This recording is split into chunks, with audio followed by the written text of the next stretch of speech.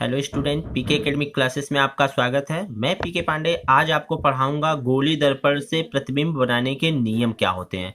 जैसा कि आपको पता है, मैं हाई स्कूल का साइंस पढ़ा रहा हूं, जिसमें से आपका फिजिक्स वाला पोर्शन हम पढ़ा रहे हैं। तो देखिए ये सिलेबस। जी हाँ, ये आपका विषय सूची है। जैसे आपने देखा था केमिस्ट्री में 5 था, उसके बाद ये बायोलॉजी का पोर्शन था और ये आपका फिजिक्स का पोर्शन था। 4 पोर्शन था। 4 पोर्शन में से पहला पार्ट मैंने स्टार्ट किया है प्रकाश का परावर्तन तथा अपवर्तन। ठीक है, तो देख सकते हैं पहला टॉपिक है प्रकाश का परावर्तन परावर्तन तथा अपवर्तन, जिसमें से परावर्तन हम लोगों ने पढ़ लिया था। दर्पण हम लोग पढ़ रहे हैं, यानी इसके बाद अपवर्तन और लेंस पढ़ेंगे। तो दर्पण वाला जो टॉपिक है, इस टॉपिक को हम पढ़ रहे हैं। तो दर्पण को हमने देखा था कितने भागों में बांटते हैं। हाँ, ये टॉपिक था दर्पण। दर्पण में हम लोग देखे थे दर्पण के प्रकार। दर्पण के प्रकार में समतल दर्पण और गोली दर्पण। तो समतल दर्पण पढ़े थे, गोली दर्पण हमने देखा था। तो गोली दर्पण में भी कई प्रकार के होते थे। गोली दर्पण में क्या देखा था? जी हाँ, उसके बाद हम लोगों ने गोली दर्पण के प्रकार देखा था। इसमें अवतल दर्पण और उत्तल दर्पण था। तो अवतल दर्पण का बारे में हम लोग पढ़े थे और उत्तल दर्पण के बारे में पढ़े थे। तो अब हमको क्या पढ़ना है? हमने क्या देखा कि गोली दर्पण से प्रतिबिंब बनता कैसे है। सबसे पहले उसके नियम को जान लें। किसी भी गोलीय दर्पण के द्वारा जो प्रतिबिंब बनता है वो कैसे बनता है, उसका नियम जान लें। तो देखिए पहला नियम क्या है। फर्स्ट नियम, किसी भी दर्पण के मुख्य अक्ष पर, जैसे कि आप यहां देख सकते हैं कि आपसे बताया गया था पिछले टॉपिक पे, पिछला वीडियो जरूर देखेंगे। जब तक पिछला वीडियो आप देखेंगे नहीं तब तक ये क्लियर नहीं होगा। तो पीछे के जितने सारे वीडियो उसको जरूर देख लीजिए, तब आगे के सारे वीडियो आपके क्लियर हो जाएंगे। तो आपने क्या देखा था इस पे, मैंने यहां देखिए ऐसे किया तो इधर कलई कर दिया था, तो ये आपका अवतल था। ऐसे मैंने किया, ये देखिए इसको ऐसे मैंने किया और इधर कलई कर दिया तो ये आपका उत्तल हो गया। तो आपने क्या देखा था, ये बीच में मुख्य अक्ष होता है। यहाँ पर क्या होता है, केंद्र कहलाता है। ये क्या कहलाता है, आपका ध्रुव कहलाता है। उसके बाद यहाँ से यहाँ तक की दूरी को वक्रता त्रिज्या कहते हैं। तो ये सारे सिस्टम हम आपको बताए थे। यहीं पर कहीं इसी के बीच में कहीं ना कहीं फोकस स्टार्ट होता है। ये सारी बात आपको बताया गया है। तो ठीक है, तो पहली बात कि यदि हम गोलीय दर्पण, तो गोलीय दर्पण 2 प्रकार के, एक अवतल और एक उत्तल। तो पहले हम गोली पे देखेंगे, यानी अवतल दर्पण पे देखेंगे, फिर हम उत्तल पे देखेंगे। तो सबसे पहले हम देखते हैं कि प्रथम नियम क्या है। कह रहा दर्पण की मुख्य अक्ष के समांतर, कोई भी दर्पण हो, चाहिए अचाहिए, दर्पण के मुख्य अक्ष के समांतर चलने वाली प्रकाश की किरण समांतर। ये क्या है, मुख्य अक्ष है। ये क्या है, ध्रुव है। ये क्या है, फोकस है। ये क्या है, केंद्र है। इसमें भी देखिए ध्रुव है, फोकस और केंद्र है। इस साइड में केंद्र बनेगा, यानी उत्तल दर्पण में हमेशा उसके पीछे केंद्र बनता है और अवतल दर्पण में हमेशा उसके आगे केंद्र बनता है। तो आगे केंद्र बनने की वजह से फोकस भी इधर ही बनता है। इसमें पीछे केंद्र बनने की वजह से फोकस भी इसी दिशा में बनता है। तो हमको देखना क्या है, पहला नियम। पहला नियम कहता क्या है कि दर्पण की मुख्य अक्ष के समांतर चलने वाली प्रकाश किरण, मान लीजिए मुख्य अक्ष है, इसी के समांतर, कैसे, इसी के समांतर। समांतर मतलब जैसे ये दर्पण है तो ये मुख्य अक्ष, इसी के समांतर मतलब यहां यहां यहां, मतलब इससे जो दूरी हो समान, तो इसी के समांतर। भाई किरण बहुत तरीके से यहां यहां यहां बहुत चलेंगी। तो इसमें से कोई एक किरण में पकड़ रहा हूं, मान लीजिए इसके समांतर जो किरण चल रही है, तो कह रहा समांतर चलने वाली किरण जो है दर्पण से परावर्तन, जब यहां टकराएगी तो परावर्तित होगी। दर्पण से परावर्तन के पश्चात क्या है, इस दर्पण के फोकस से होकर के गुजरती है। तो देख लीजिए, यहां से आई, टकराने के बाद फोकस से गई, यानी पहला नियम है। ठीक इसी तरीके से आप देख सकते हैं उत्तल में भी। तो उत्तल में क्या आती है, प्रकाश यहां से जाती है ऐसे, और यहां से टकराने के बाद इसको यहां पर आना चाहिए ना फोकस से। लेकिन आप देखिए ये बैक साइड में है, तो इसलिए यहां डॉट डॉट डॉट डॉट कर दिए हैं।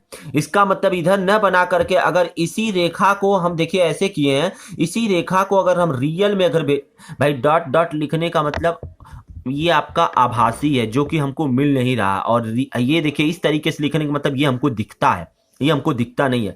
तो मान लीजिए यहां से टकराने के बाद ये फोकस से होकर के गुजरेगी, तो यहां पर तो आ नहीं पाएगी। इसलिए हम मान लेते हैं डैश डैश डैश, इस पे यहां जस्ट टकराएगी, यानी इधर, यानी यहां से टकराने के बाद यहीं से इधर चली जाती है। अगर इसी को इधर भेजेंगे हम, तो ये देखिए फोकस से गुजर रही है। ठीक है, तो ये थोड़ा टिपिकल है, आप इसे बड़ा थोड़ा सा केयरफुली देखिएगा, तभी आपका ये क्लियर हो पाएगा। ठीक है, तो इसमें तो आसान है, अवतल दर्पण में तो आसान है, उत्तल में आपको थोड़ी सी प्रॉब्लम होती है। ठीक है, तो ये था पहला नियम कि अगर समांतर भेजेंगे तो फोकस से जाएगी। बस इतनी बातें याद रखिएगा आप। ठीक है, तो दूसरा नियम क्या कहता है, द्वितीय नियम, कि कि दर्पण की मुख्य फोकस से होकर के जाने वाली प्रकाश की किरण दर्पण से परावर्तित होकर मुख्य अक्ष के समांतर, यानी कि अब क्या कह रहा है, यदि मुख्य फोकस से ऐसे प्रकाश की किरण तिरछी आएगी तो यहां से टकराने के बाद ये जो मुख्य अक्ष है इसी के क्या हो जाएगी, समांतर हो जाएगी। तो आपने क्या देखा, ये जो किरण आ रही है यहां से टकराने के बाद ऐसे समांतर हो जा रही है। तो यहां क्या पता चला कि यहां पर ये पता चला कि फोकस समांतर जा रही है तो फोकस से गुजर रही है।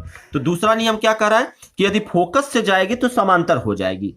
और यहां पर क्या है, यदि फोकस से जाएगी ये तो इधर तो जाएगी नहीं, तो फोकस से जाएगी तो यहीं से देखिए समांतर हो गया, यानी ये जो आपका मुख्य अक्ष है इसी के देखिए ये क्या है, समांतर जा रही है। ये जो मुख्य अक्ष है इसको थोड़ा सा और आगे बढ़ा दीजिए, इसी के क्या है, ये समांतर है। तो कह सकते हैं वहां क्या था कि फोकस से गया तो समांतर गया तो फोकस आया, और यहाँ क्या जा रहा है, फोकस से जा रहा है तो ये मुख्य अक्ष की क्या हो जाएगी, समांतर हो जाएगी। ये चीज यहां भी देख सकते हैं आप। तीसरा नियम क्या कहता है, तीसरे नियम में हम लोग देखते हैं कि तृतीय नियम कि यदि हमारा तीसरे नियम में हम क्या देखते हैं कि दर्पण की वक्रता केंद्र से होकर के जाने वाली प्रकाश की किरण दर्पण से परावर्तन के पश्चात अपने ही मार्ग पे वापस लौट जाती है।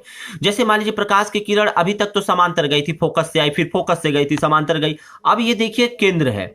अगर इस केंद्र से प्रकाश की किरण आ रही है, ऐसे आ रही है, आगे बढ़ रही है, तो ये देखिए आगे बढ़ने पे जाकर के यहाँ पर क्या और टकरा रही है, और टकरा करके फिर यहीं से ऐसे वापस हो जा रही है।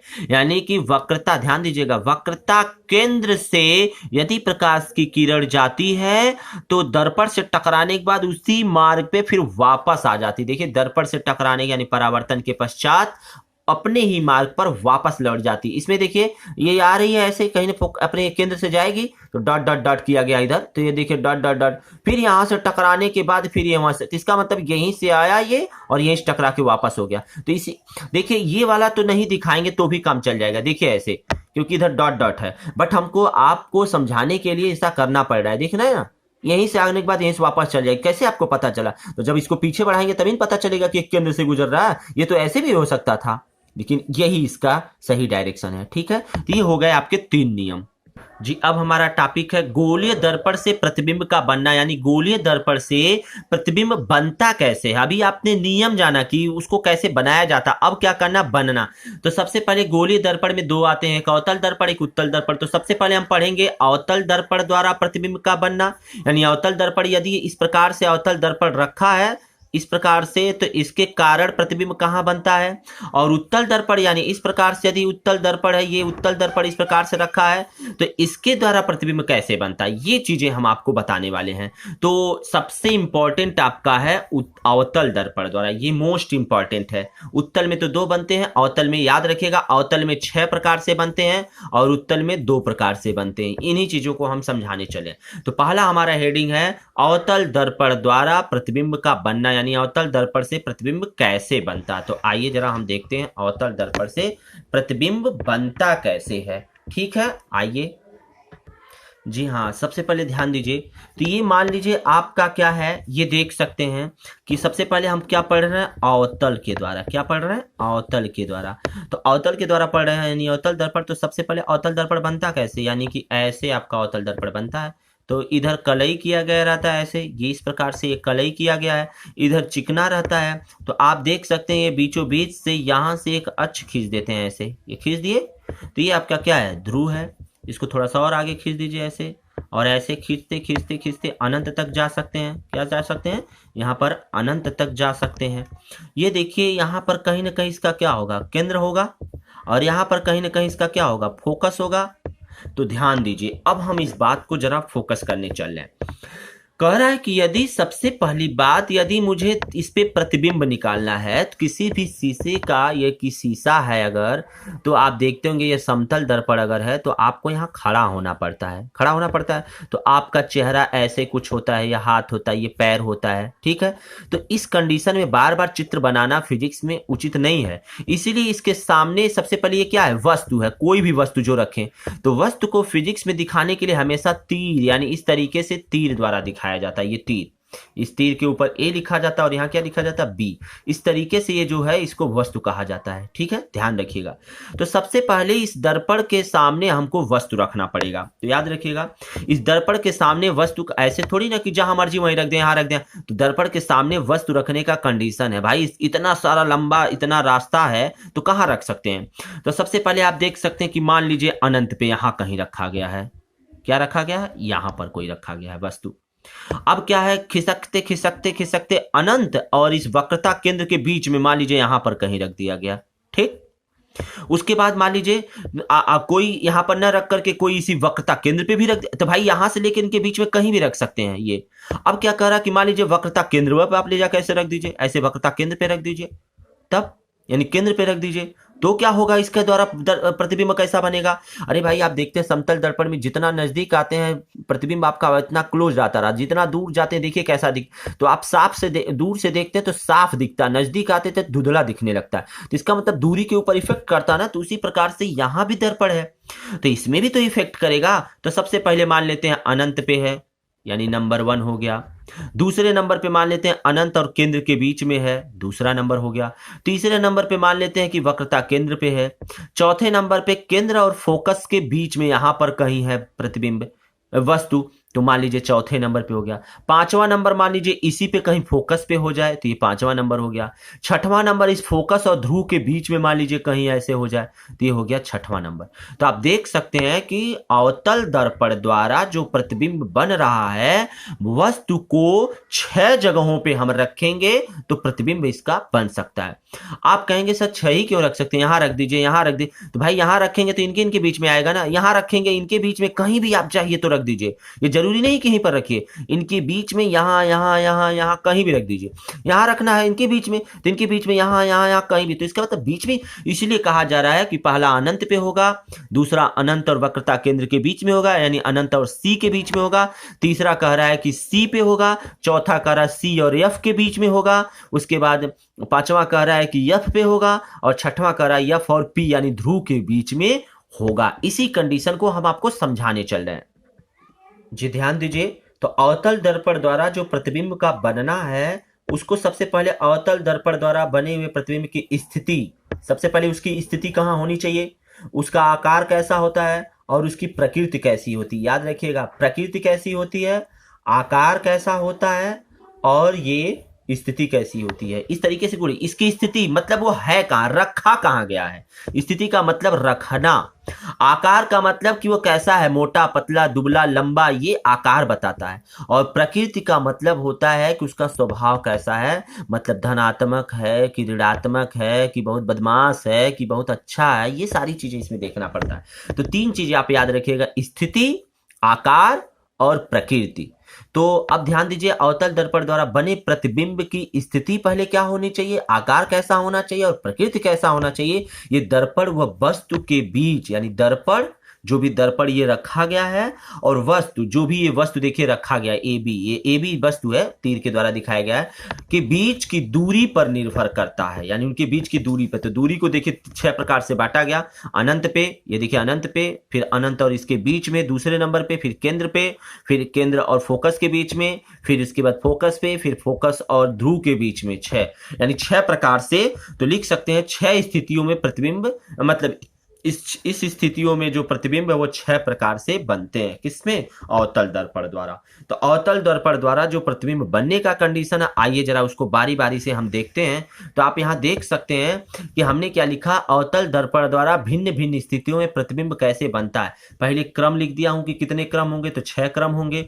फिर वस्तु की स्थिति यहां पर लिखा हूं, फिर यहां पर क्या लिखा हूं, प्रतिबिंब की स्थिति क्या होगी, अगर वस्तु है तो उसका प्रतिबिंब कैसे बनेगा।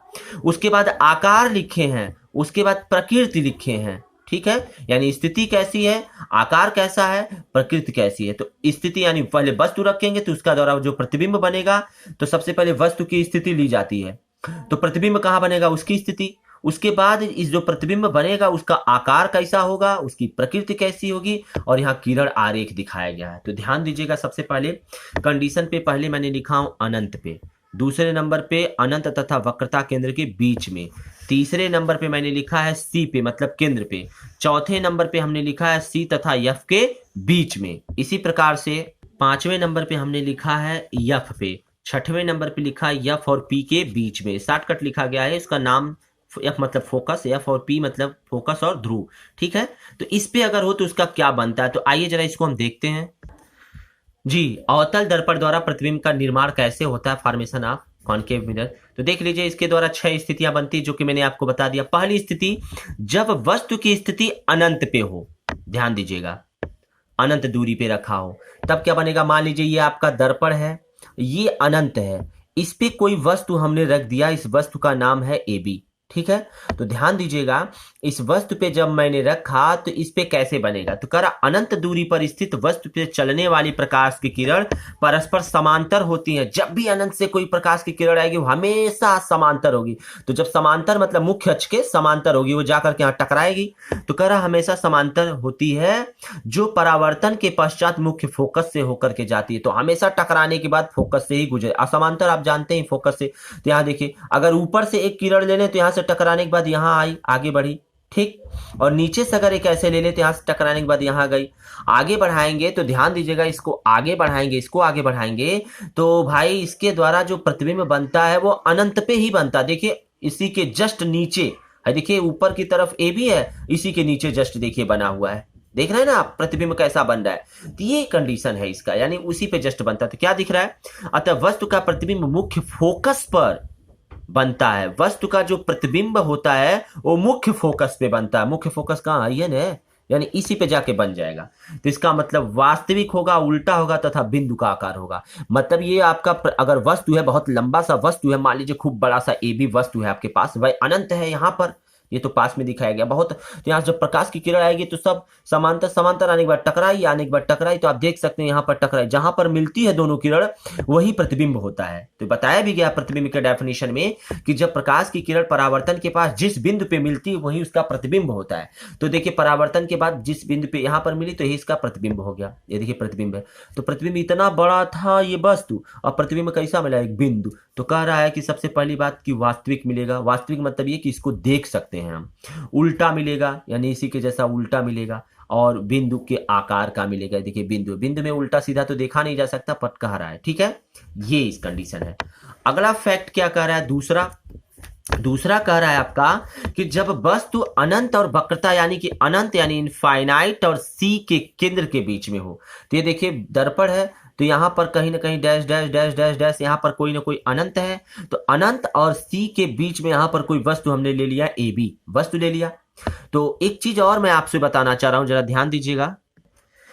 यदि मान लीजिए कोई दर्पण है यहाँ पर, ये मान लीजिए ऐसे आपका अवतल दर्पण है, और यहाँ पर ऐसे है, यहाँ इसके सामने कोई मैंने वस्तु रख दिया। क्या रख दिया, वस्तु रख दिया। इसका नाम मैंने दे दिया ए और बी। तो ध्यान दीजिएगा, प्रकाश यहां से कहीं ना कहीं आएगा ना, प्रकाश तिरछा भी आ सकता, समांतर भी आएगा। तो प्रकाश जब इससे टकराएगा, ऐसे मान लीजिए टार्च जलाइए, यहां से टकराएगा, तो टकराने के बाद ये यहां जितना भी आएगा वो तो इसके पास पहुंचेगा नहीं। इसका मतलब टकराने के बाद इस कोने से यहां से यानी ऐसे जाएगा। ये देखिए, क्या देख सकते हैं, ये प्रकाश की किरण। तो ध्यान दीजिएगा, पहला प्रकाश का किरण ये गया। दूसरा जहां खाली जगह, यहां पर खाली जगह है यहां पर, तो यहां से भी ऐसे जा सकता है। ध्यान दीजिएगा, ऐसे जा सकता है। ठीक है, ये बात आप याद रखिएगा। प्रकाश की किरण या यहां से ऐसे ना जाकर के, हो सकता है इसके ऐसे ध्रुव से जाए, ऐसे भी जा सकता है। यानी प्रकाश की किरण, जब भी एक प्रकाश की किरण टकराने के बाद ये फोकस से जाएगी, ये देखिए, तो इसी से पता थोड़ी चलेगा प्रतिबिंब है। कम से कम 2 किरण होने चाहिए। तो वैसे भी प्रतिबिंब यानी कि प्रतिबिंब यदि मुझे प्राप्त करना है तो इसके लिए तीन किरण होने चाहिए। कितने किरण होने चाहिए, 3 किरण आपको मिलने चाहिए। अगर 3 नहीं मिलता तो कम से कम 2 किरण आपको क्या होने चाहिए, मिलने चाहिए। ठीक है, यही चीज यहां मैं दिखाने की कोशिश कर रहा हूं कि यदि प्रकाश की किरण, ध्यान दीजिएगा, जब वस्तु अनंत तथा केंद्र के बीच में स्थित हो तब उसका प्रतिबिंब वक्रता केंद्र सी पे बनता है। तो ध्यान दीजिए, सबसे पहले यहां से प्रकाश की किरण, ये देखिए प्रकाश की किरण यहां से जाएगी समांतर, और दूसरी किरण की यहां से टकराने के बाद ऐसे, तो दो चीजें यहां सोच सकते हैं ना, या तो हो सकता है केंद्र से गुजरे, या तो हो सकता है समांतर जाए, या तो हो सकता है इसी मुख्य अक्ष पे गुजरे भाई। क्योंकि ये ढका हुआ है ना, पेंसिल यहां रख दें तो पेंसिल से जो ढका इधर प्रकाश की किरण इधर तो नहीं जा पाएगा, यहां कोने से ही तो जाएगा ना, यहां से जाएगा, वही चीजें। तो यहां से टकराने के बाद समांतर गया। और आप जानते हैं कि जब भी प्रकाश की किरण, नियम है कि जब भी इस मुख्य अक्ष के समांतर जाती है तो वो क्या होती है, फोकस से गुजरती है। तो टकराने के बाद ये देखिए इसका फोकस यहां पर है, तो टकराने के बाद ऐसे फोकस से गुजर रही है, ठीक। उसके बाद यहां से मैंने क्या किया, मैंने बोला है कि कम से कम दो किरण होना चाहिए, तो ये तो पहली किरण हुआ। तो दूसरी किरण के लिए यहीं से इसके केंद्र से भी तो जा सकती है, समांतर क्या तिरछा भी तो जा सकती है। तो ये देखिए तिरछा इसके केंद्र से होकर के जाएगी, तो केंद्र से जब टकरा के आएगी तो आपको तीसरा नियम बताया गया कि जब भी केंद्र से टकरा करके प्रकाश की किरण जाती है फिर वापस उसी रास्ते पे आ जाए। तो देखिए टकराए और वापस चली गई, देखिए तीर इधर आया है, फिर यहां से टकराने के बाद इधर गया। तो ये देखिए जहां ये गई है, अब यह किरण और यह जो ये वाली किरण है जहां एक दूसरे को काटते हैं, ये देखिए यही काटे हैं, वहीं पर ऊपर से एक ठे ऐसे उल्टा तीर बना देते हैं, देखिए ऐसे उल्टा तीर बना देते हैं, ठीक है। तो ऊपर तीर की तरफ ए लिखा था और इधर क्या लिखा था, बी लिखा था। तो जब उल्टा हो जाएगा तो यहां ए हो जाएगा और यहां बी हो जाएगा, लेकिन ये प्रतिबिंब है इसलिए इसको डैश लिखिए, यहां बी डैश लिखिए। तो ए बी जो वस्तु है उसका जो प्रतिबिंब है, ये देखिए केंद्र और फोकस के बीच में जहां ये काटा हुआ है यहीं पर बनेगा। तो ये देखिए तीर नीचे की तरफ बना है, यानी कि नीचे ए डैश लिखेंगे ऊपर बी डैश लिखेंगे, तो वस्तु ऊपर की तरफ ये उल्टा बन गया। तो पहली बात की वास्तविक बन रहा, वास्तविक मतलब जिसे देख सकते हैं। दूसरी बात की उल्टा बन रहा है, तो देख लीजिए इसी के उल्टा बना है और नीचे बना है, ये ऊपर है नीचे। और तीसरी बात की ये बड़ा और ये कैसा छोटा है, तो आकार कैसा होता, बहुत छोटा होता। तो आपको सारी चीज याद करने की जरूरत नहीं है, बस आपको केवल यही चीज याद रखना, वास्तविक, उल्टा और ये आकार कैसा होता है, छोटा होता है। यही सारी चीजें अभी मैं एक टेबल में आपको दिखाऊंगा, ये सारी चीजों को, ये तो मैं समझा रहा हूं, इसको समझ लीजिए। इतनी सारी चीजें आपको नहीं करनी है, बस एक छोटे से वे में याद रखना। पूछता है कि अगर अनंत पे हो तो प्रतिबिंब कहां बनेगा, तो आपने देख लिया बिंदु पे बना। और अगर क्या नाम अनंत और वक्रता केंद्र के बीच में हो तो कहां बनेगा, तो आपने देखा कि केंद्र और फोकस के बीच में क्या लिखा है, प्रतिबिंब वक्रता केंद्र सी तथा फोकस के बीच में बनता है क्या, प्रतिबिंब। तो ये तो हो गई दूसरी स्थिति। अब आते हैं तीसरी स्थिति। तीसरी स्थिति क्या होगी, केंद्र पे अगर रख दिया जाए तो। जी हाँ, देख सकते हैं तीसरी स्थिति क्या है, जब वस्तु वक्रता केंद्र सी पर स्थित हो, यानी इसे सी पे स्थित हो। तो ये देखिए आपका वस्तु यहां पर स्थित है जिसका नाम है ए बी, इसे सी पे बना दिया गया है, ठीक है। तो वक्रता केंद्र पर तब उसका प्रतिबिंब वक्रता केंद्र पर बनता है, यानी कि अगर इसी पे स्थित है तो इसका जो प्रतिबिंब होगा इसी के उल्टा और इसी के बराबर और इसी के केंद्र, वक्रता केंद्र पे। तो कहने का मतलब कि यदि वस्तु को वक्रता केंद्र पे रखा जाता है तो इसके द्वारा बना प्रतिबिंब, इस दर्पण से द्वारा जो प्रतिबिंब बनता है वो भी इसी वक्रता केंद्र पे ही होगा। तो देखने में क्या आ रहा, ये देख लीजिए केंद्र पे बनता है। यह प्रतिबिंब वास्तविक, उल्टा तथा वस्तु के आकार के बराबर, यानी जितना बड़ा ये है ए बी उतना बड़ा ये भी ए डैश बी डैश, क्योंकि तीर नीचे है ना, उल्टा है और हमेशा प्रतिबिंब को डैश से लिखते हैं, देखिए डैश डैश डैश है। तो ये देखिए नीचे ए डैश ऊपर बी डैश, जितना बड़ा ये है उतना बड़ा ये है, तो यानी बराबर हो गया, यानी वस्तु का आकार क्या हो गया, बराबर हो गया। पहली बात तो ये इससे रिस्पेक्ट में उल्टा हो गया, और दूसरी बात की इससे क्या हो गया, वास्तविक हो गया। वास्तविक मतलब दिखता है, बस। तो सबसे पहले देखिए प्रकाश की किरण यहां से गई, टकराने के बाद समांतर जा रही है तो फोकस से गुजर जाती है, ठीक है। उसके बाद इसके वक्रता केंद्र से न गुजर, देखिए कि वक्रता केंद्र पे ही जब है तो प्रकाश की किरण इससे कैसे गुजर पाएगी। इसके पीछे आपने देखा था थोड़ा सा दूर था तो वक्रता केंद्र से गुजारे थे, लेकिन जब दूर से नहीं तो दूसरा नियम भी तो आप पढ़े हैं। पहला नियम क्या था, समांतर। दूसरा नियम क्या था, फोकस से। तीसरा नियम क्या था, केंद्र से। तो इसमें देखिए समांतर गया, और दूसरी चीज क्या है, अब वो किससे गुजरेगा, फोकस से गुजरेगा, क्योंकि फोकस खाली है। तो जब फोकस से गुजरेगा तो आप जानते हैं कि फोकस से गुजरने वाली प्रकाश की किरण समांतर, टकराने के बाद समांतर हो जाती है किसके, इस मुख्य अक्ष के। तो देखिए समांतर हो गए। समांतर होने के बाद आगे इसको बढ़ाइए, और ये भी यहां से टकराने के बाद इसको आगे बढ़ाइए, जहां एक दूसरे को काटते हैं। तो देखिए यहां पर काट दिए, तो जहां काटे उसी को यहां से मिला दीजिए, ये आपका प्रतिबिंब बन गया, ठीक है। देखने में आ रहा होगा। तो आपने क्या देखा, उसी के बराबर है। चौथी स्थिति क्या है आपका, चौथी स्थिति में आप देख सकते हैं कि क्या कह रहा है कि जब वस्तु वक्रता केंद्र सी तथा फोकस, यानी क्या है, इस वक्रता केंद्र और एफ के बीच में, यहां पर कोई मैंने वस्तु ए बी रख दिया, क्या रख दिया, ए बी। अब देखिए यहां से प्रकाश की किरण ऐसे टकरा करके क्या होगी, फोकस से गुजरेगी। फिर देख सकते हैं कि वक्रता केंद्र तो पीछे चला गया, तो प्रकाश की किरण हमेशा इस इधर जाएगी, तो इसका मतलब इधर क्या बच रहा है, केवल फोकस बच रहा है। तो एक दूसरी चीज, अरे भाई तीन, पहला कंडीशन कि समांतर, दूसरा कंडीशन कि फोकस से, और तीसरा कंडीशन आपने क्या पढ़ा, नियम अभी पढ़े हैं पीछे, तीसरा कंडीशन क्या पढ़े हैं कि केंद्र से, क्या से, केंद्र से। तो इसमें देखिए इन तीनों में से क्या क्या आ रहा है, केंद्र तो पीछे चला गया, यानी केंद्र से तो जाएगा नहीं। पहली बात तो समांतर, तो देखिए इसके समांतर गया है तो फोकस से गुजर गया। दूसरी बात की फोकस से जाएगा तो भाई केंद्र है नहीं, फोकस है, तो कम से कम 2 महीने बताया कि जरूर मिलना चाहिए आपको। तो ये देखिए इसके फोकस से गुजरेगा, तो जब इस पर टकराएगा तो यहां से टकराने के बाद ये इसके समांतर हो जाती है, तो समांतर भेजते चले जाइए और इसको भी भेजिए। जहां एक दूसरे को काटते हैं तो देखिए क्या काटा, इस केंद्र के पीछे काट दिया, यहां देखिए काटा, तो इसी को क्या करिए यहां से मिला दीजिए, ये देखिए उल्टा। तो आपने क्या देखा, ये प्रतिबिंब बन गया। तो देखने में आ रहा होगा कि ये ए बी ऊपर की तरफ होती है, नीचे ए डैश और बी डैश होगा। तीर पे हमेशा लिखते हैं क्योंकि प्रतिबिंब है इसलिए यहां डैश लिख रहा हूं, ए डैश बी डैश। तो ये देखिए छोटा दिख रहा है, ये बड़ा दिख रहा है, और ये देख रही है इसके पीछे बन रहा है और उल्टा भी बन रहा है। ठीक है, तो आइए जरा देखते हैं। जब वस्तु वक्रता केंद्र तथा फोकस के बीच तथा उनके होती है बीच होती है, तब उनका प्रतिबिंब वक्रता केंद्र तथा अनंत के बीच बनता है। यह प्रतिबिंब वास्तविक उल्टा तथा वस्तु से बड़ा बनता है। ठीक है, तो क्या देखने में आया, प्रतिबिंब वास्तविक बनेगा, पहली बात। दूसरी बात उल्टा बनेगा, और तीसरी बात वस्तु से कैसा, वस्तु इतना छोटा है और प्रतिबिंब कितना, इतना बड़ा हो गया। ठीक है, अब आइए पांचवा कंडीशन हम देखते हैं। तो पांचवें कंडीशन में हम लोग क्या देख पा रहे हैं कि जब वस्तु फोकस पे हो, यानी कि अब क्या हो, धीरे धीरे खिसकता हुआ आ रहा है, अब क्या हो, फोकस पे हो। तो जब फोकस पे होगा वस्तु ए बी, तो आप देख सकते हैं पहली बात तो समांतर जाएगा, तो समांतर जाने के बाद उसके फोकस से गुजरेगा, देखिए उसके पैर के नीचे से ही गुजर गया। ठीक है, और दूसरी बात कि अब इधर केंद्र है ही नहीं, तो पहली बात मैंने क्या आपको सिखाया था कि समांतर होगा, फोकस होगा, केंद्र होगा। तो पहली बात तो ये समांतर तो दिख रहा हो गया, लेकिन आपका फोकस से कहाँ गुजरेगा, जब उसी के पैर के नीचे, तो यहाँ से प्रकाश कहाँ जा पाएगी।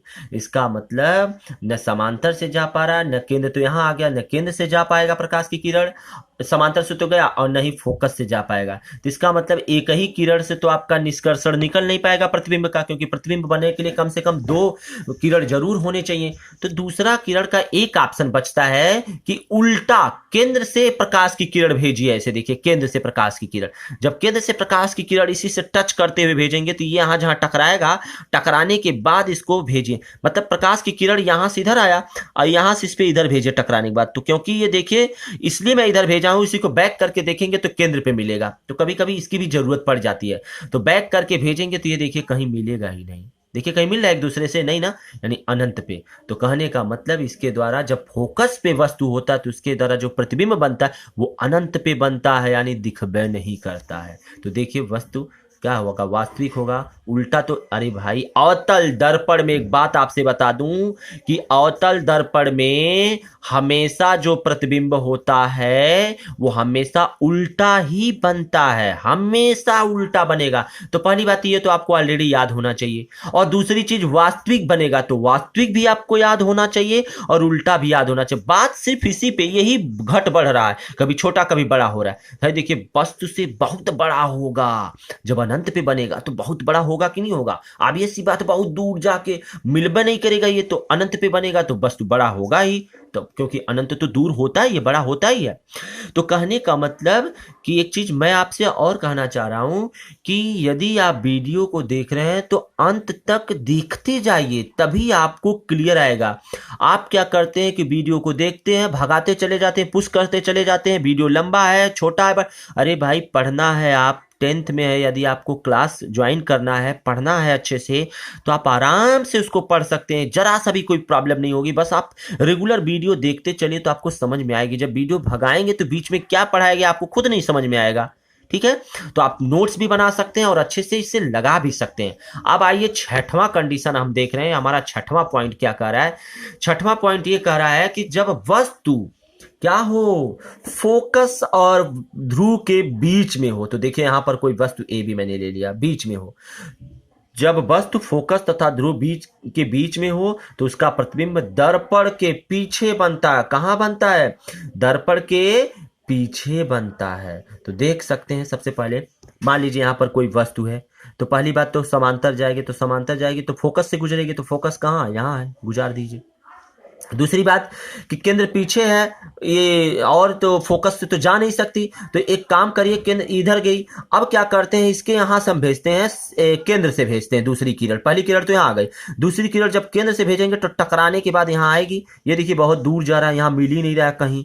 तो इसका मतलब जब कभी कोई मिलता नहीं है वस्तु, तो उसको मिलाने के लिए बैक साइड में, यहां से देखिए बैक साइड में प्रकाश की किरण अगर भेजेंगे यहाँ पर, तो ये देखिए यहाँ पर टकरा करके यहाँ मिलेगी दोनों, अब मिलेगी तो यहीं पर ऐसे खींच दीजिए। तो यही एक ऐसी स्थिति है कंट्राडिक्शन वाला, अपवाद वाला, कि जिसमें वस्तु क्या है, पहली बात अभी मैंने बताया कि उस वास्तविक मिलता है, लेकिन यही है एक ऐसा कंडीशन है जिसमें आभासी मिलता है। और कैसा मिलता है, सीधा मिलता है, मतलब जैसा वस्तु है वैसा ही मिलता है। और ये तो कंडीशन आप जा रहे हैं छोटा बड़ा, तो वस्तु इतना है तो इससे बड़ा मिल रहा है, तो वस्तु से बड़ा मिल रहा है। इन कंडीशन को, इन सारे कंडीशन को आप डायग्राम बना करके ही समझिएगा और लिख लीजिएगा। आइए इनको हम शॉर्ट वे में देखते हैं कि कौन क्या बनेगा जिसे हम याद कर सकते हैं। जी हाँ, अब हम देखते हैं कि अगर अवतल दर्पण द्वारा, अगर विभिन्न स्थितियों में, अवतल दर्पण द्वारा विभिन्न स्थितियों में यदि प्रतिबिंब का बनना हम देखते हैं, तो क्या देख रहे हैं, पहली कंडीशन, यदि अनंत पे वस्तु रखा गया हो तो प्रतिबिंब किस पे बनेगा, फोकस तल पे होगा। ध्यान दीजिएगा, तुरंत याद रख लीजिए इसको, फोकस पे बनेगा। और कैसा होगा, बिंदु मिलेगा। ये देखिए आकार कैसा होगा, वस्तु से छोटा, यानी कैसा मिलेगा, बिंदु मिलेगा, बिंदु के आकार का। कैसा मिलेगा, बिंदु के। और प्रकृति कैसे होगी, वास्तविक होगी और उल्टा होगी। ये तो आपको हर जगह यही मिलेगा, वास्तविक उल्टा, वास्तविक उल्टा, वास्तविक उल्टा। बस लास्ट में केवल जाकर के आभासी और सीधा मिलता है। ये तो आपको प्रकृति याद करने की जरूरत है ही नहीं, ऑलरेडी ये अवतल दर्पण के लिए होता है। आकार याद रखिए और स्थिति। दूसरी बात, कंडीशन कह रहा है कि अगर अनंत और वक्रता केंद्र यानी अनंत और किसके बीच में, सी के बीच में रखा जाए, तो कहां मिल रहा है, सी तथा एफ तथा सी के बीच में मिल रहा है। देख सकते हैं, एफ और सी के बीच में मिल रहा है ये, तो एफ और सी के बीच में मिलता है। तो जब एफ और सी के बीच में मिलता है तो वस्तु कैसा होता है, छोटा होता है, और वस्तु वास्तविक होता है तथा उल्टा होता है। ये तो आपको याद करने की जरूरत ही नहीं, ऑलरेडी याद हो गया। तो क्या होगा, वस्तु छोटा होगा। आपसे कोई पूछेगा कि यदि किसी अवतल दर्पण पर वस्तु को अनंत तथा केंद्र के बीच में रखा जाए तो प्रतिबिंब कहाँ बनेगा, तो ये जो प्रतिबिंब है कहाँ बनेगा, तो आप कह सकते हैं प्रतिबिंब फोकस और केंद्र के बीच में बनेगा, बस। और कोई पूछ सकता है कैसा बनेगा, तो आप कह सकते हैं वस्तु से जैसा है उससे छोटा बनेगा। और ये तो ऑलरेडी बनाना है, वास्तविक तथा उल्टा और प्रतिबिंब होता है। ठीक है, ये सारी कंडीशन आप देख सकते हैं। तीसरा कंडीशन यदि हम देखते हैं, तो तीसरे कंडीशन में क्या देख रहे हैं, सी पर, यदि सबसे पहली बात सी पर अगर हो वस्तु, तो प्रतिबिंब कहाँ होगा, सी पे ही बनेगा, और वस्तु के आकार के बराबर होगा, और वास्तविक तथा, ये तो आपको पता ही है। चौथा कंडीशन क्या करा, चौथे कंडीशन में आप देख सकते हैं, सी तथा एफ के बीच यदि रखा गया हो तो सी तथा अनंत के बीच बनेगा, और वस्तु कैसा होगा, बड़ा होगा, वास्तविक तथा उल्टा होगा। ये सारी चीज आप देख सकते हैं। ठीक है जी हाँ, पांचवा कंडीशन क्या कर रहा है कि ई पर यदि एफ पर हो तो अनंत पे बनता है, इनफाइनाइट पे, और वस्तु से बड़ा बनता है, वास्तविक तथा उल्टा बनता है। तो याद है आपको, ये थोड़ी सी बात है। एफ तथा पी के बीच में यदि बनता है तो दर्पण के पीछे अनंत तथा ध्रुव के बीच में बनता है। देख लीजिए, दर्पण के पीछे बन रहा है, ठीक है, और ये क्या है, वस्तु से बड़ा बन रहा है और आभासी तथा सीधा बनता है। ये सारी चीजें आप नोट कर लीजिए, अपने एक चार्ट बना लीजिए, चार्ट बना करके आप उसे अच्छे से लिख सकते हैं। ठीक है जी हाँ, अब हम देख सकते हैं अवतल दर्पण का उपयोग कहाँ कहाँ होता है। तो अवतल दर्पण का उपयोग सबसे पहली बात, चेहरे को सीधा तथा बड़ा प्रतिबिंब देखने के लिए, यानी दाढ़ी बनाने के लिए किया जाता है, शेविंग के लिए। डॉक्टर मरीजों को दांत का बड़ा प्रतिबिंब देखने के लिए, यानी मरीजों के दांतों का जब प्रतिबिंब देखा जाता है, नाक कान आंख गले की जांच करने के लिए अवतल दर्पण का प्रयोग किया जाता है। उसके बाद क्या है, अवतल दर्पण का उपयोग टार्च, सैटेलाइट, मोटर कारों और रेलवे इंजन के प्रकाश के शक्तिशाली कर्ण पुंज के लिए किया जाता है। अवतल दर्पण का उपयोग टेबल लैंप जो पढ़ा जाता है, शैडो में किया जाता है, जिससे मेज के थोड़े से भाग का अधिक प्रकाश पहुंच सके। ये देख सकते हैं आप। अवतल दर्पण का उपयोग परावर्तक दूरदर्शक से दृश्यक के रूप में होता है। अवतल दर्पण का उपयोग सौर भट्टियों में, यानी सूर्य के प्रकाश के केंद्रित करने के लिए किया जाता है। तो इस प्रकार से ये वीडियो यहीं पर कंप्लीट होता है। अगर वीडियो आपको अच्छा लगा हो तो लाइक तथा शेयर अवश्य करें, और साथ ही साथ चैनल को सब्सक्राइब करके बेल आइकन जरूर दबा लें।